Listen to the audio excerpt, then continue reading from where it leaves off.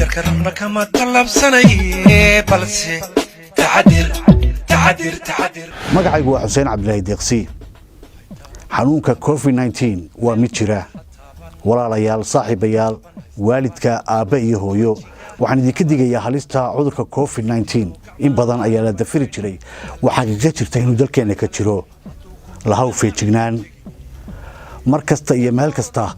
adoo adeegsanaya tilmaamaha wasaaradda caafimaadka fadlan ka digtoonow mar kasta goob kastoo aad joogto iska ilaali had iyo jeer xidho afxidhka had iyo jeer samee faraxalka taasi ayaad ku badbaadi kartaa eebe haynaga salaamad yeele kala durka meel ha wada fadhiisanina makhaayadii baa sii camirteen dhaga adeega iska daaya garta xanuunkan kuwii u dhintayna inay u dhinteen kuwa u jiifaan adiguna aad halis ku jirto naftaada badbaadi qaado waarida dhakhtarka hadduu kuu soo taagatiisa adigu ha u dhiibintaada waa gacanta xanuun farigaadha haddaan laga fiirsan mar baan faras gaarin wax dhib yarood qaban karto haddii aanad qabanin mar baa halistiisu ay faraha ka baxdaan saa daraadeed baynu leenahay bulshada Soomaaliland oo dhan u soo wada jeesta waxaan ugu baaqayaa bulshooyinka reer Soomaaliland meel kastoo ay joogaan inay xoojiyaan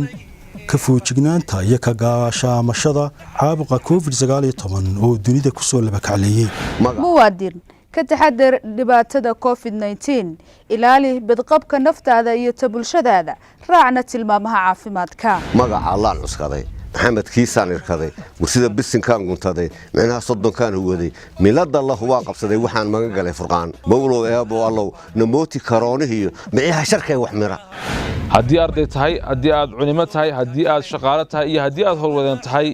meel kastoo aad joogto iyo hawl kastoo aad qabanaysaba ku dadaal taxadirka xanuunka COVID-19 inaad mar walba ka digtoonaato intii aad ka digtoonaan karto muwaadin isbadbaadi ina badbaadi qoyskaagana badbaadi waa soo laba kacleeyay cudurka COVID-19 raacna tilmaamaha ama fariinta wasaaradda caafimaadka ee lagaga hortegayo cudurka COVID-19 ogow oo xaqiiqso inay dhab tahay jiritaanka xanuunka coronavirus fadlan samee taxadar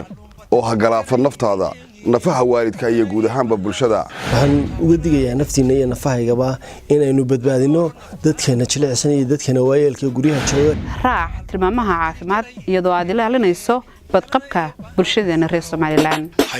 haystaban meel qura hataban wajiga hataban